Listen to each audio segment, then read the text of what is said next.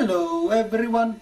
It's time to go through Masters of the Universe Classics figures released on 2010.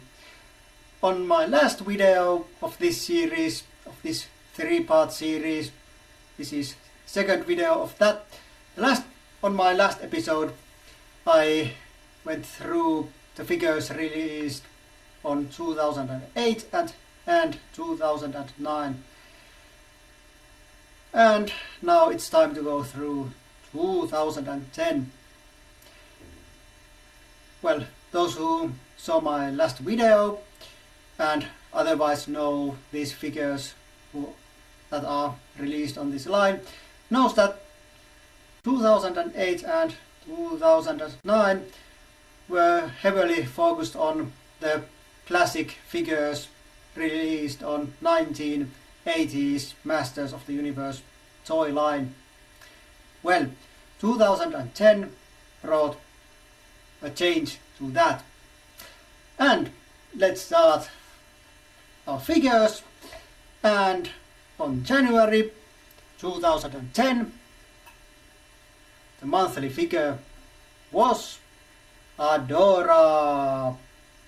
Yes, Adora, Prince Adam's twin sister, also known as She-Ra. Yes, this is She-Ra's alter ego, and she's never been released on toy form before. So it was, well, many fans have wanted Adora figure for years, and I mean from the 1980s, since 1980s. And now we have Adora, and it's pretty cartoon accurate, and many fans like it, of course, as Adora never has had a previous toy. There was no toy preference on what Adora should look like. And you see Adora comes with sort of protection, and then she comes with a blaster, so you can pretend her being either Force Captain Adora or the Adora who's, well, already gotten her sword of protection and is, well, fighting against the Horde as She-Ra. Very nice figure, and it kind of has this soft dress, so you can rotate her waist. That was good from Mattel. Yes. So January started none before released characters as figures thing, and that will continue in the future. Also on January there was another figure. It's a bonus figure, or like they were now called, quarterly variants. And first of them was Battle Armor He-Man. Personally, I didn't like how this looks. Actually, I still think this is the most ugly figure from this line. There's just something I don't like.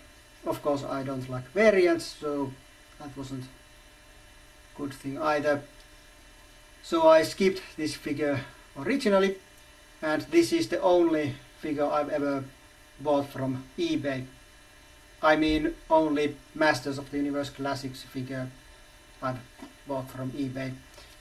There are characters and figures from other lines I have bought from there.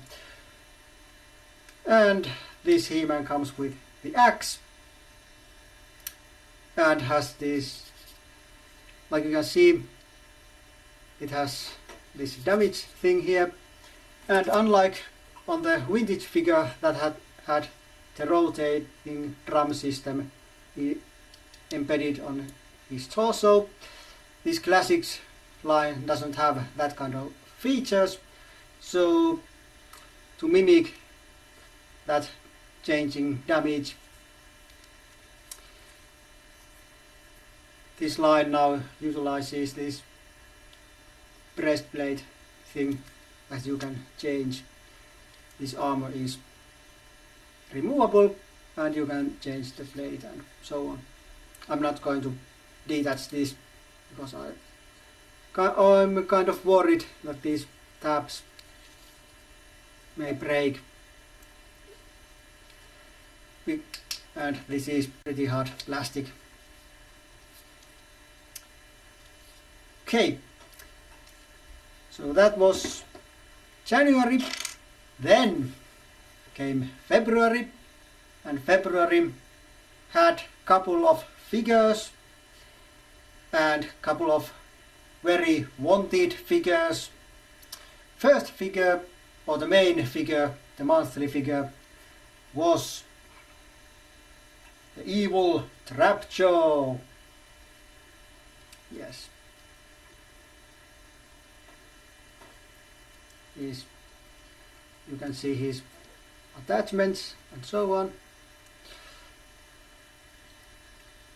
Also Trapjaw features removable arms, and the figure did came with a second head, and I'm going to show you. Actually, that second head has something to do with the fact that it has a removable arms. Okay, so that's Trapjaw, but with Trapjaw came Crony's head, and then this kind of humanoid arm, this right arm, and that's why these arms are removable, because then you can switch this to this cybernetic arm. So you can have Trapjaw before he became Trapjaw, or Trapjaw when he was Trapjaw. Yeah. I bought two of these. Well, I had two subscriptions for 2010, and subscription included all monthly figures, so I got two of these. I had the second Trapjaw in packaged, but actually a couple of months ago I wanted extra room on my display place where I had my evil figures, so I opened my extra Trapjaw and made him Cronies. Though on display my Cronies does have some additional accessories, but they are not showing here because this is what came with the figure. So you kind of got two figures in one, or at least possibility to make two figures. Okay. Then from Trapjaw we continue still on February, and February brought one big thing on this line, or introduced one big thing to this line: large scale figures and items. And the first large scale item, well, of course something like Castle Grayskull would be awesome for some fans. Well, I don't doubt that, but that would have been probably too expensive. And no, we still don't have a Castle Grayskull even on 2012, and probably won't be having in any near future. But the first large-scale item figure was Battle Cat, the iconic Battle Cat, having awesome face sculpt. Actually, I prefer without this mask. It has articulated jaw and legs and so on. This is awesome looking toy.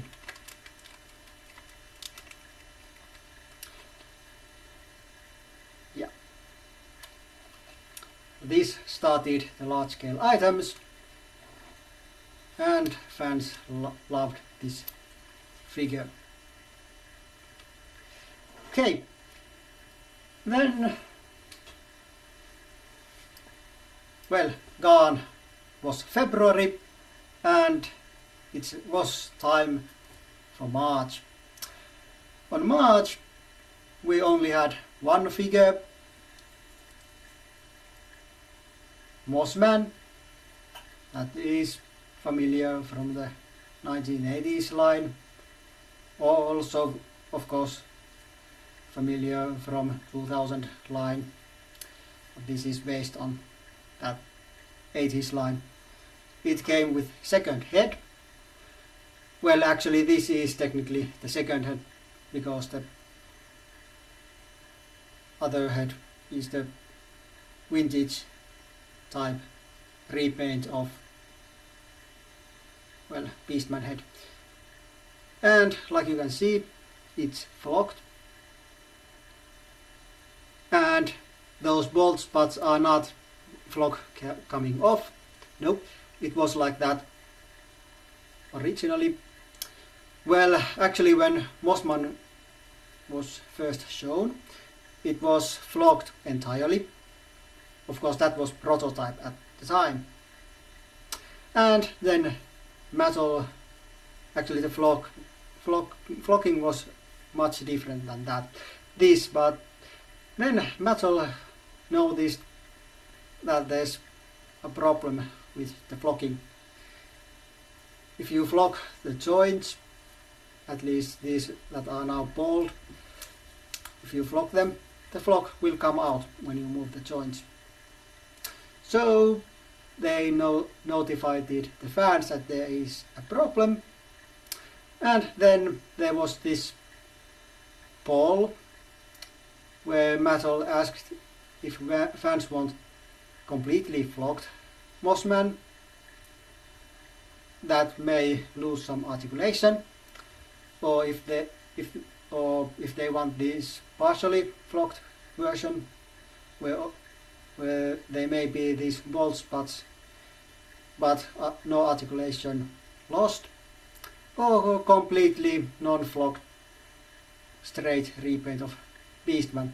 Well, technically on this line it wouldn't be that straight because Beastman has armor. Well, actually vintage line also had that armor, but you know what I mean. And well, on this result you can see that fans voted partially flocked, so they made partially flocked. Actually the first pictures of partially flocked production prototype version, the flock was kind of different than this. It was much more, how can I explain it, bushier. It was kind of longer and almost like super flocked. But this was the final result, and yes, this is pine scented like the vintage one. Well, I've never had vintage one on my hands, so I haven't smelled that never, but this has a pine scent. Mine was never that strong. Of course, mine was in package about 9 months before I opened it, so smell was probably diminishing during that time, because some fans have reported that when they opened the package the smell was, well, not so pleasant. And Mossman comes with these nice accessories, this wooden looking club and this spine thing, and this knife on the belt is separate and it looks like this stone knife. Oh, and there is one more thing about Mossman. This Mossman has non-flocked ears, but there is another version with flocked ears. Well, when Mattel showed us the first production prototype of Mossman, fans noticed that it had flocked covered ears. Well, fans said they don't want that, they want unflocked ears. So Mattel stopped production and started to flock those ears. Or they stopped the flocking of ears, and from that point on they then did this non-flocked version. Well, some of those flocked ears had already produced, so when the sale day came, Mattel sold two different versions on their site. This unflocked ears version, that was most of Mossmen, and then unflocked ears version, that was a minority, and all subscribers got this unflocked ears version. The unflocked version, flocked ears version, sold out in about 2 or 3 minutes, and a couple of minutes after that even this was sold out, so it was something like 5 or 6 minutes and Mossman was completely sold out. And actually that wasn't something that fans were very happy.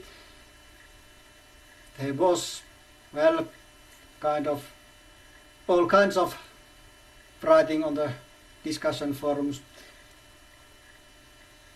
about that, but I'm not going to that anymore. So that was Mossman, and very long explanation about Mossman. Okay, so let's Mossman there, and that was only thing on March.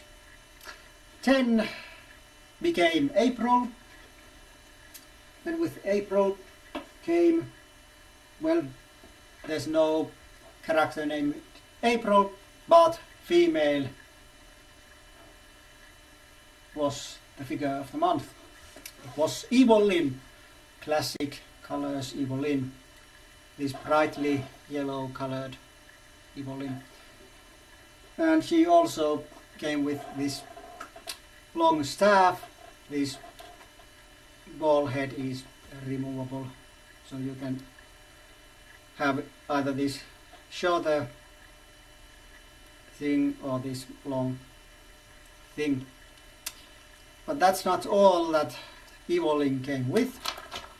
There was also this Screech, which is repaint of Zoa that came with Teela.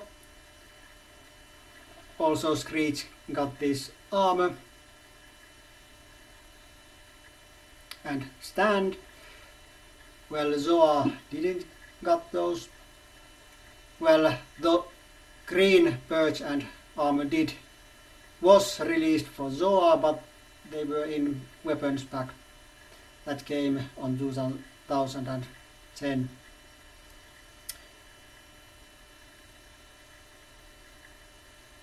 Yeah. So that's Evil-Lyn.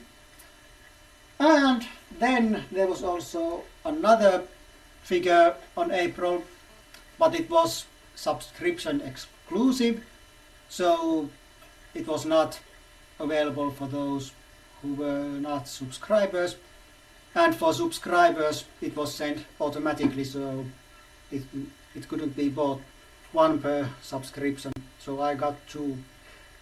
Well, actually I got four.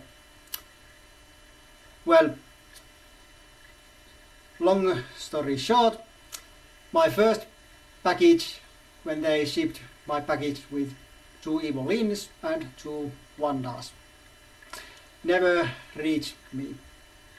Well, I thought it was lost after two months waiting. Even internationally, that's way too long time to wait figures. So I contacted Metal or Digital Reverb, and they reshipped the package. Well, that package arrived after a couple of weeks waiting. Well, good. I had my Wun-Dars and Evil-Lyns, but then couple of months later, it was early August, came the original package that I thought was lost. Yeah, and because it would have been way too expensive to return that package to Metal, I kept it. So I kind of got 2 extra Wun-Dars and Evil-Lyns. Well, I sold 2 of both to another fans, and especially with Wun-Dar, that was a good thing because I sold them at cost. Well, what they cost to me. So that made a couple of people very happy. Also with Wun-Dar came, well, Wun-Dar had 1 extra accessory. Actually, 1 second. I'm robbing that accessory from my Ghostbusters Slimer because he is holding it right now. The bread. Yeah, those who know some history of this character Wun-Dar knows why this bread was included. I'm not going to explain that. But yeah, also this detail on the armor has something to do kind of with this, or the history of this character. Yeah, but with Wun-Dar came with 1 other subscription exclusive item, but as it's not figure, I don't have it here right now to show, but there was this poster, Map of Eternia poster, that is 20 times 30 inches. Yeah, that was also subscriber exclusive item. Okay, but what now? Let's put Wun-Dar down there, and let's go to May. On May, there was the first figure from the New Adventures of He-Man line. Well, actually from He-Man line, just He-Man line, because the toy line that came with New Adventures of He-Man animated series was only called He-Man. But Optic was the first character to come from that toy line. And it looks great. There's one problem. I mean, well, yeah, at least mine has very loose joints, so that's one reason I don't like this, especially the hands or arms are much too loose. It's based on trapjaw body and it has removable arms, which actually is one reason why these arms are so loose.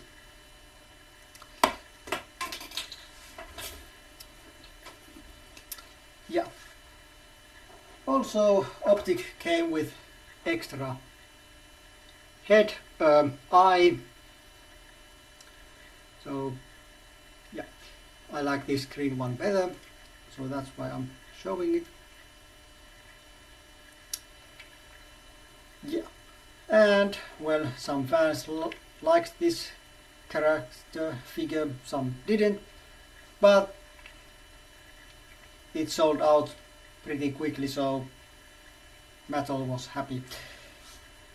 Okay, and then there was another character or figure on May, and it was the second large scale item, well, a figure, which technically had figure also on 1980s, but most fans never had that figure. It's Titus, the giant figure. Well, not so giant, it's only 12 inches, where the original is something like 15 or 18. I have that vintage Titus, well, mostly no accessories, and I was kind of disappointed with the size of this figure. It looks nice, but it's too small. It's rotocast and there's much articulation missing when comparing to standard size 6-inch figures. Yeah. And this was the first $40 item from this line. Not the last, but the first. Also, you can see the piece of paper in there. It's instructions how to put this thing, this weapon together, because this dome part and this shaft part were separate on the package.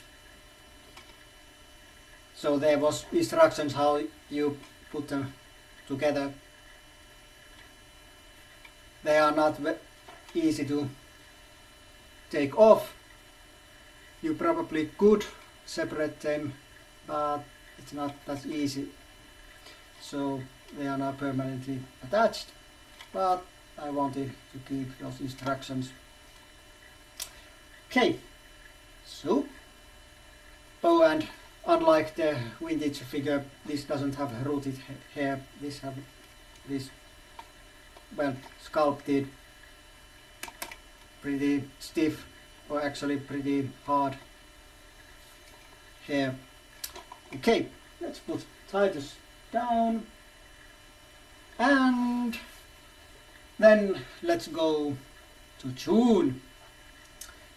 And on June there was a character. Well, there was She-Ra, He-Man's twin sister, Adora's alter ego.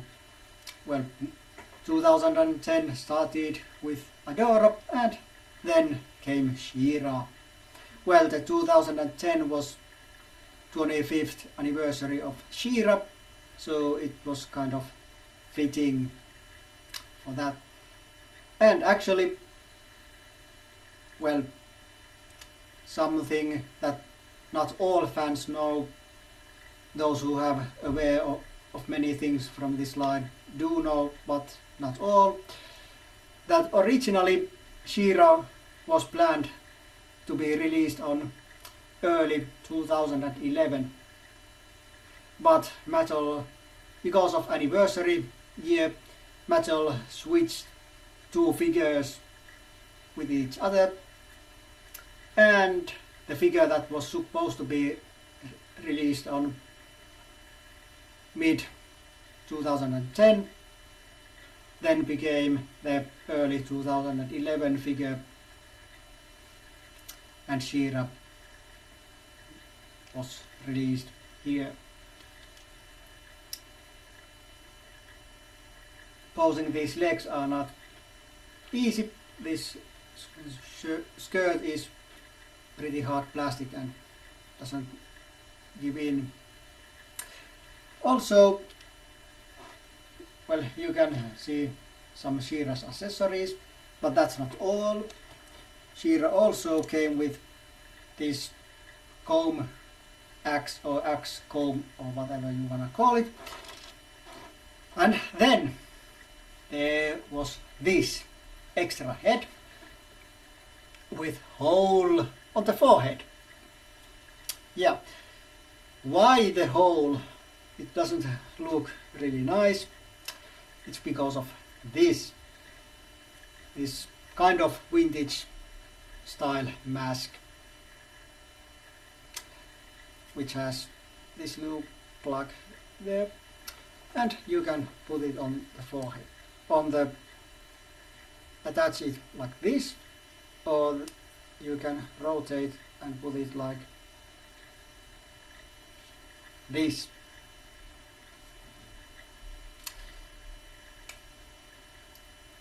Of course, some fans were not happy about this hole because they wanted to, well, have She-Ra on the shelf without this mask. Of course, on the tiara on this head is not removable, it's molded on. But that's how this came, and that's how the thing is. Okay. But She-Ra was not the only figure on June. There was also another alter ego, well, technically not alter ego, formal, well, figure that was something before it came something. Well, it was Keldo, which is Skeletor before he became Skeletor. Well, at least on 2000 and X, this 2000s continuity and Masters of the Universe Classics continuity, and there is Keldo reference on 1980s mini comics, but that doesn't say straight that Keldo is Skeletor, but it's kind of hinted. But yeah, Keldo was the bonus figure for June 2010. And it came with two halves of the purple sword. I'm actually having wrong halves because there are two of the female halves, but one was female and one was male, and you could put them together, although mine didn't stay together very well. Actually, reissue of Keldo apparently came with the new interlocking mechanism that was introduced with the reissue King Grayskull. That's coming a little bit later on this video. Keldo also came with this, in my opinion, pretty much useless acid vial. It's very easy to lose, and like I said, I find it kind of completely useless. Okay, so that was June, and then July, while it's my birthday month, I find it that figures on July usually are one of the most boring ones. Well, this kind of wasn't completely boring, but it was not the top of my wanted list. It was Count Mazo and his likeness from the 2000X Mike Young Productions series. Of course, because they didn't have filmation rights at the time, so they couldn't make the filmation appearance. And Mazo came with the sword, and then it also came with the amulet. This thing, Mazo has the holder for amulet on his back and as a cape.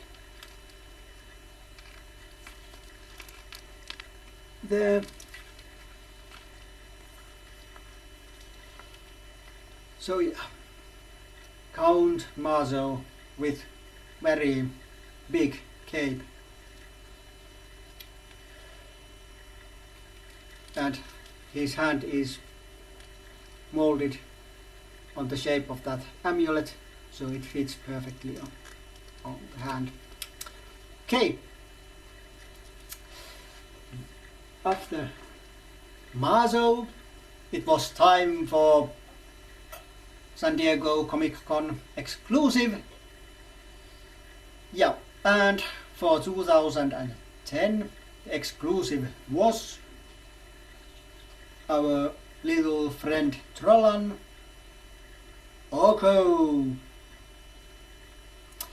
And this is the MagicCollector.com version of Oko, the solid color one. The San Diego Comic-Con exclusive to Comic-Con version was translucent colored. Colors were lighter than this, and it was translucent, and when you put it on hot water, the colors kind of disappeared and it kind of became invisible. Yeah. Also the book, this spell book, when you dip this on the warm water, the Comic-Con logo appeared on this side. And the other side is like this, but the logo appeared on this side.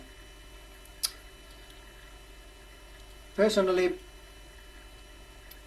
I prefer this version, while I actually, when it was released, it was something I liked about the translucent one, but now after a couple of years, almost a couple of years after that, I prefer this.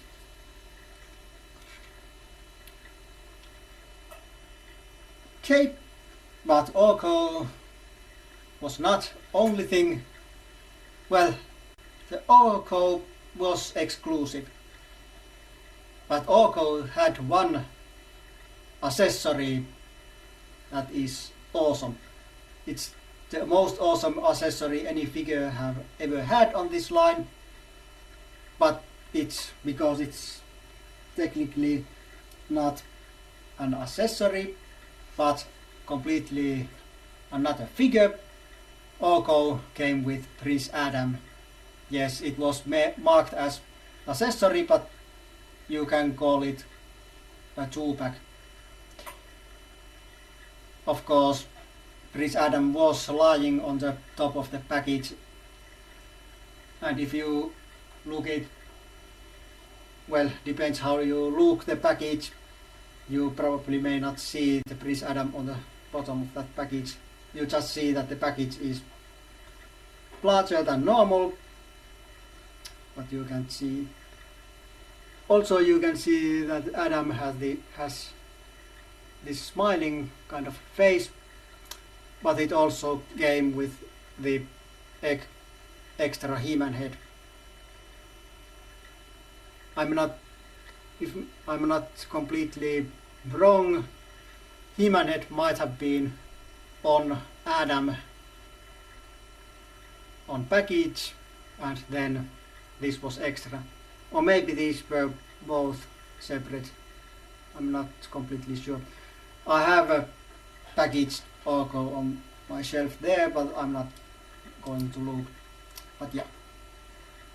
And he came with a full and half sword.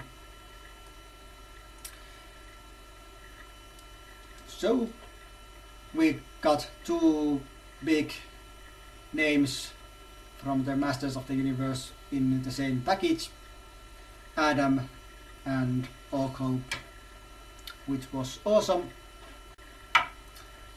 especially since I had Adam from the vintage line and I hoped to get Adam to this line too. Okay, and after, well, actually there was another Comic-Con figure item besides those, and yes, Masters of the Universe item. It's only the only figure I still have only in packaged. Mo-Larr versus Skeletor 2-pack. Yeah, they released Mo-Larr, the Eternian dentist from the Robot Chicken sketch. Yeah, and let's just say fans were not that fond of that character. And yes, while I can accept Mo-Larr in my Masters of the Universe world and universe, I do find it kind of useless in real fight on somewhere like on Ultimate Battleground or some ultimate huge battle. Mo-Larr really doesn't have any chance. He would be gone in a second. But this, as a kind of diorama, this looks nice. Maybe someday I'll get these out the package, but for now they are in package. And I don't have opened Mo-Larr, though I actually have opened this package before I did English review of this package and Mo-Larr and so on, but I put them back in package. Also Skeletor, I'm not sure how well you can see how dusty my shelf is, but there's the toothless Skeletor head. Yeah, and this was, well, $40. This thing here. It's been available half of that after Comic-Con. Actually, it's been available many times after that, and the latest time this was available, it was 50% off, so you could get it with $20 plus shipping. Actually, I would have bought extra set, but international shipping was more expensive than the set itself, so I didn't.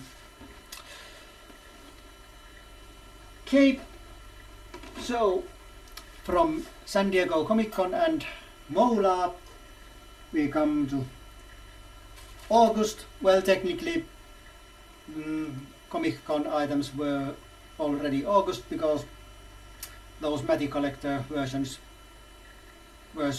came out and was sold on August. Actually, this year that Comic-Con is earlier than any other year. We may be that Comic-Con exclusive on Matty Collector may be available end of July, but that remains to be seen when those items and dates and so on are well confirmed. that won't be until April or May or something. But back to this. So August came with Whiplash. Yeah, actually I find this kind of boring. Well, I'm not a big Whiplash fan, so there you go.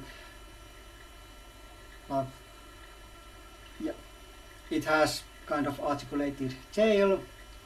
There's this joint there, and this tail is actually removable. And Whiplash also came with extra 2000X MOTUC Productions style head. And after this, Mattel higher ups said that no more MOTUC Productions inspired heads just because of that. But yeah, there will be extra heads, but not just because of being from that series. Oh well, fans weren't happy about that either.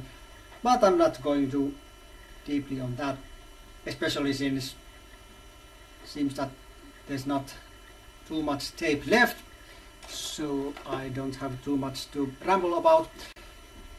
Okay, then it was time for September, and with September came a second figure from MOTUC Productions series, though this character never had any other appearances on anywhere else. It's Chief Carnivus. It looks great. It's a nice figure, but I'm not liking this much because, well, Mattel used two kinds of plastic on this figure. The regular style plastic, and then there was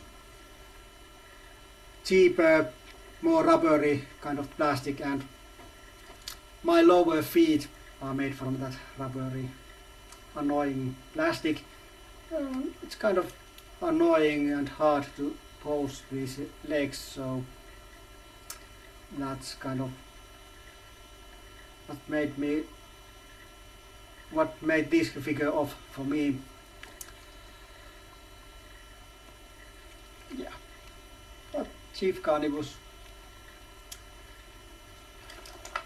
But that's not all. That was on September. There was third large-scale item figure and last large-scale figure for 2010. There was Gygor, big giant, well, not that giant, but big ape, and this is based on prototype and concept from the 1980s. It never made into production, but there was some kind of concepts and prototype things. But now it's on figure form. Yeah. It looks nice and yeah, all kinds of things. Gygor is actually the first and only figure I've ever had to pay customs taxes for. Well, that was kind of unlucky, and it was not just because of this.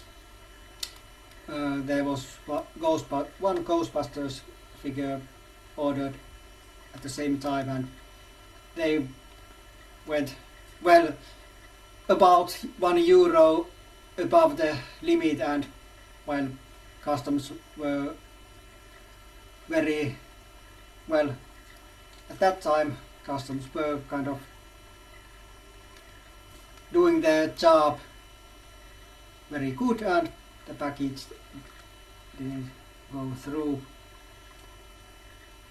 Oh well, not that bad. Of course it delayed my package few days and made this cost a little bit more than usual. Okay, there goes Geiger. Then it's time for October, and my absolutely favorite figure from this line. Say hello to Mr. Roboto. Yes. Even though it has backwards shoulders, and if you didn't know that, you probably wouldn't have even noticed. Well, you might have, it depends how careful you look, but I wouldn't have, and I don't care. But yeah, it was Roboto. And what's awesome about Roboto, like vintage one, this also has working gears inside. But unlike on 80s version, this piece doesn't move at the same time, which is actually good, because I always hated the fact, because this thing never was on the right position. So at least on this line I can put it any position I want.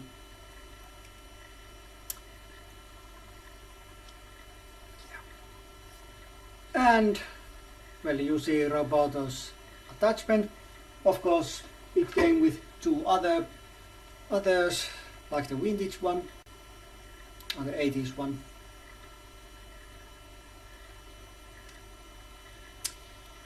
But I'm using this because back in 1980s, when I had my Roboto, I kind of lost these other two, and I only had this one to use, so it has nostalgic value to me.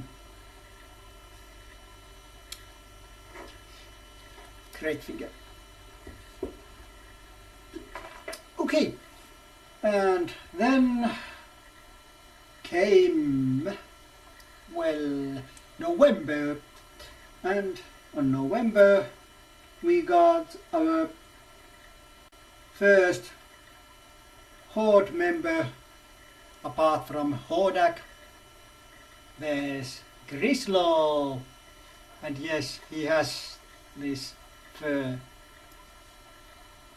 It has this nice fur. Of course this fur is separate piece that is actually sewed on. So there under here there is a standard Beastman body.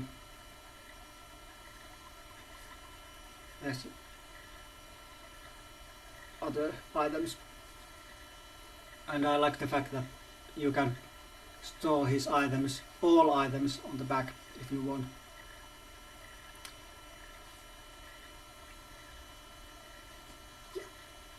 And with Grislow came King Grayskull with two halves of the power sword.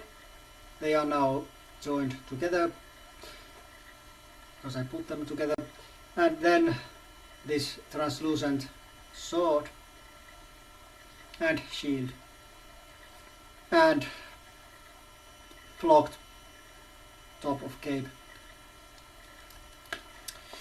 Oh crap. Tape is going to end, so I have to go pretty fast, but I have to show this new sword interlocking mechanism that I mentioned with Keldo. which also Keldo, well, reissue apparently uses. Yeah.